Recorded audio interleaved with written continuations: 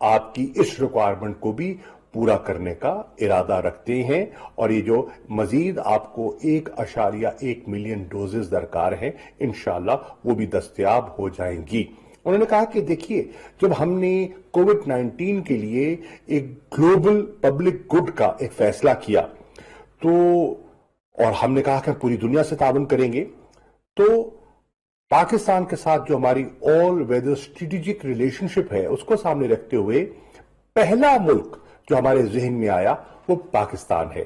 تو پاکستان کو ہم یہ یقین دلانا چاہتے ہیں کہ ہمارا تعاون آپ کے ساتھ جاری رہے گا۔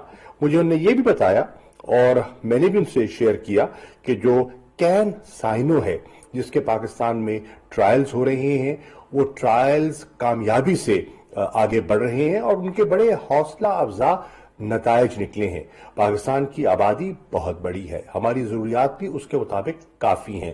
220 ملین کا یہ ملک ہے، اور اس بڑی آبادی کی ضروریات کو پورا کرنے کے لیے ہم نے آپس میں یہ تبادلہ خیال بھی کیا کہ ہم یہ جو نئے ٹرائلز مکمل ہوتے ہیں ان کو سامنے رکھتے ہوئے کیا پاکستان میں ہم اس ویکسین کی مینوفیکچرنگ کے لیے اور اس کی پروڈکشن کے لیے ہم مل کے آگے بڑھ سکتے ہیں۔ تو یہ بھی مجھے بتاتے ہوئے مسرت محسوس ہو رہی ہے کہ اس پہ بھی انہوں نے اپنی آمادگی کا اظہار کیا۔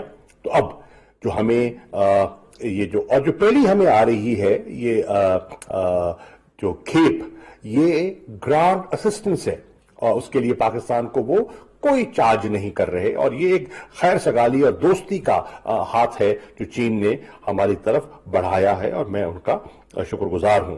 تو انشاءاللہ اس خوشخبری سے میں قوم کو یہ اعتماد دلوانا چاہتا ہوں کہ ہمارے وہ مریض، ہمارے وہ پاکستانی جو بڑی ہمت سے کووڈ 19 کا مقابلہ کر رہے ہیں، یہ ایک اچھی پیش رفت ہے، اور دعا بھی کروں گا کہ اللہ تعالیٰ سب گھرانوں کو اس وبا سے محفوظ رکھے۔